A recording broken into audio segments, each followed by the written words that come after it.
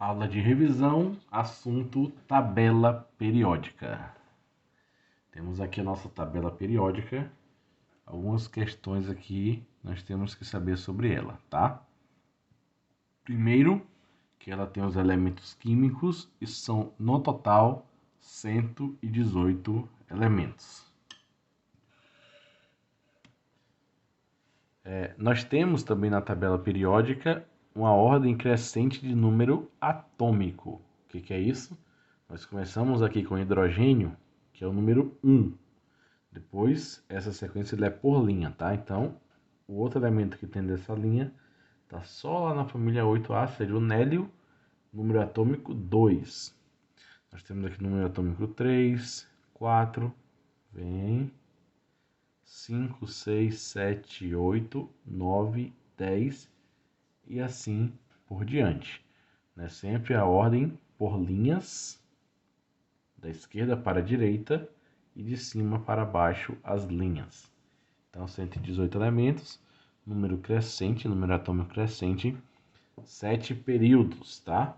Períodos é isso daqui, ó, uma linha, tá?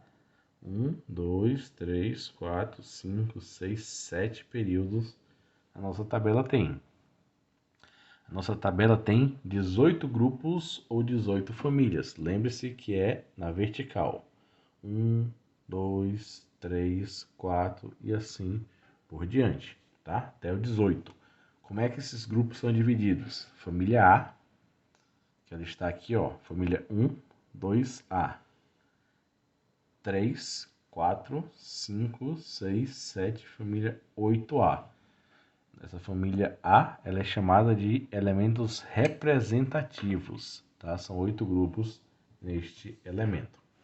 A família B, ela já está aqui no meio da tabela, nessa região, e ela é chamada uma família, ou são elementos de transição, que pode ser de transição externa, que são os que estão aqui dentro, e de transição interna, que costuma vir aqui duas linhas embaixo da tabela, que é o desmembramento dessas duas posições aqui. Esses elementos são chamados de elementos de transição interna. A primeira linha são os lantanídeos e a segunda linha os actinídeos.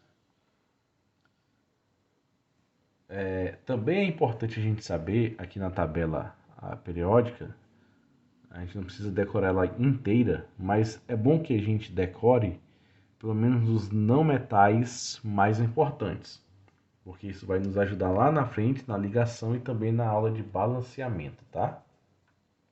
Os não metais mais importantes são o hidrogênio, esses três que são os três inícios de família, né? Bromo, cloro, nitrogênio. Fora isso, nós temos oxigênio, e aqui a gente lembra higiene bucal, né? Água com cloro, pasta com flúor, cloro e flúor. Aqui nós temos o enxofre e o fósforo, tá? Pelo menos esses elementos a gente tem que decorar, tá? Elementos que são ametais, ou seja, que não são metais, tá? Repetindo, hidrogênio. Sobre hidrogênio é importante falar que apesar de ele estar aqui no primeiro grupo, ele não é considerado da família 1, ele é considerado o único elemento aí sem família, tá? Então nós temos hidrogênio, bromo, carbono, nitrogênio, oxigênio, flúor, cloro, enxofre, fósforo, e são esses os principais ametais, tá? É interessante que nós saibamos também aqui as características dos metais e as características dos não metais. Características dos metais: brilho, excelentes condutores de calor e de eletricidade, duros, alto ponto de fusão e de ebulição, são positivos, ou seja, geralmente eles perdem elétrons, são cátions, tá? Também podemos dizer que os metais eles são maleáveis e dúcteis, ou seja, a gente consegue transformá-los em chapas e em fios, sem que eles percam a sua propriedade, tá? Ponto de fusão lembra que é a passagem do sólido para o líquido, e ebulição, a passagem do líquido para o gasoso. Então, basicamente, são essas daí as propriedades dos metais. Os ametais totalmente diferentes, né?